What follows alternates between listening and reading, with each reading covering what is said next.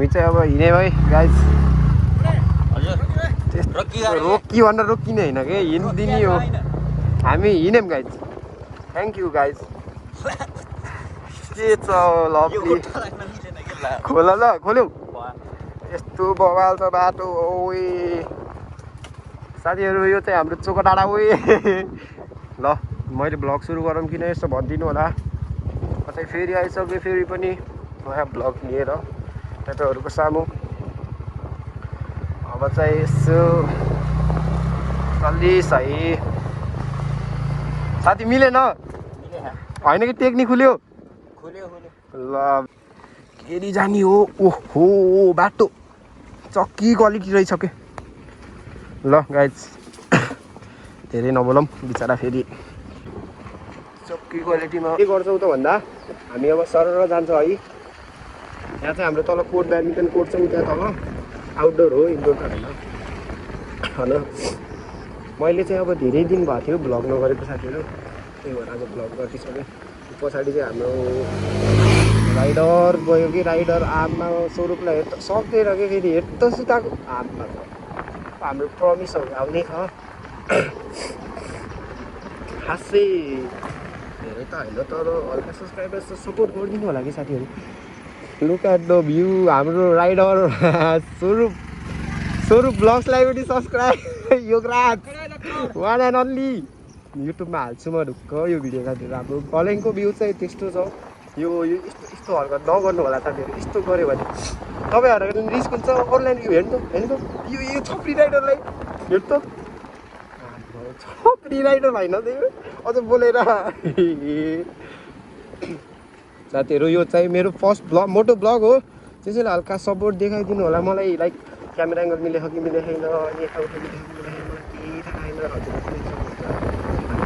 हजुर बाटोमा गइरहेको छ यहाँ चाहिँ स्कुटी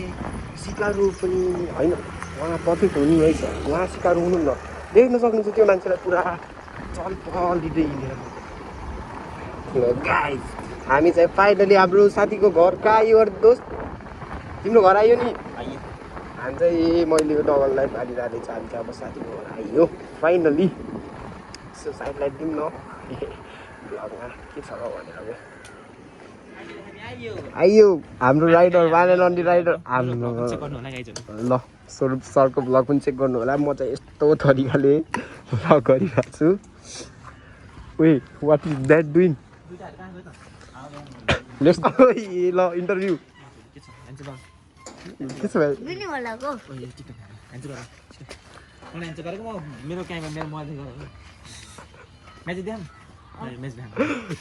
म्याजिक हेर भाइ होइन राम्रो म्याजिक सिएन हो के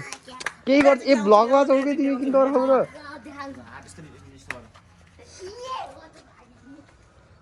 ल हामी चाहिँ अब आजको लागि यति नै गर्न चाहन्छौँ त्यसैले स्वरूप सरको पनि ए ल दुईवटा ब्लगर एउटा ब्लगर छ अब ब्लग हाल्नुहुन्छ कि नि भ्यान्टे वान एन्ड अन्ली मेरो स्कुटी देखाउँछु कि मैले के हो र यो चाहिँ मेरो स्कुटी यहाँ चाहिँ मैले 69 हालिदिएको यहाँ अघि भर्खर अनि यहाँ चाहिँ कार्बन फाइबर हालेँ मेरोमा चाहिँ 181 छ है यो वान्टेड है जहाँदेखि पनि मामाहरू यसो च्याप्स हानिदिनु होला यो घर चाहिँ हाम्रो वान एन्ड अन्ली भाइ मामा गरेर हेर्नु आऊ रे मामा गरेर हेर्ने हो भाइ जखड रहेछ कि सिजन ब्लग्सको फ्यान हो भाइ यो चाहिँ खतरा उइली जान्छ सुनेको कि भाइ होइन है भाइ टाढा गाई नजिक आउँदै भाइ ल मैले चाहिँ अब हेलमेट खोलिदिएँ यार लास्टै भने यार यो मान्छेले लास्ट मेरो हेलमेट नि त त्यही भएर भाइ हेलो भन्छु हेलो हल्के कष्ट मैले मेरो क्लिप दिन्छु ल डकुमेन्टमा राख्यो अनि ल हाम्रो ह्यान्डसम भाइ के भन्नुहुन्छ ओइ हाम्रो एकदम 12 क्लासको टपर अहिलेको नगरपालिका ह्यान्सी बोय फ्रम हामी चाहिँ सधैँ यो बाइकको मिसपार हेर्न पर्यो मिसपार ल मिसपार लगाएर है मिसपार लगाइ मिसपार यो बाइकको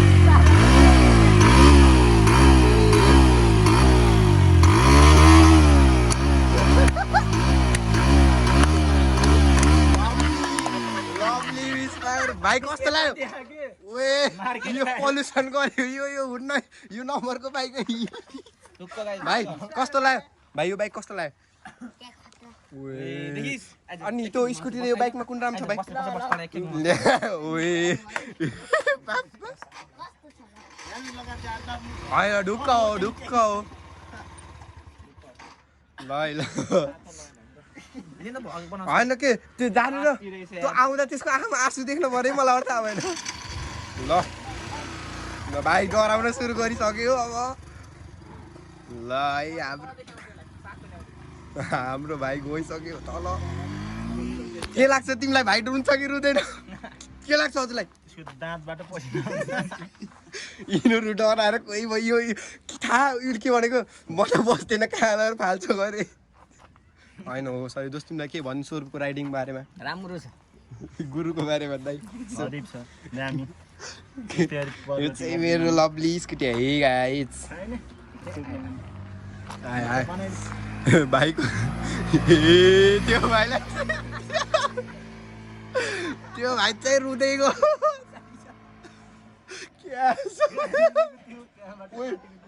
मन त ट्र्याक्टर रहेछ गयो क्या भन्छ म त त्यहाँ ट्र्याक्टर भाइ आयो क्यासऱ्याक जाने रहेछ दुइटा ब्रेक छ कि नै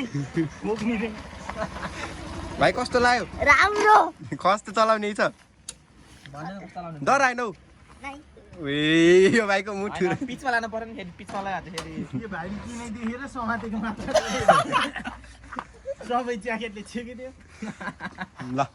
त्यति भन्दै बाइ बाइ गाइस कसम राख्यो म कसम मेरो के दिन्छु के त्यो सुता सुरमा उस गर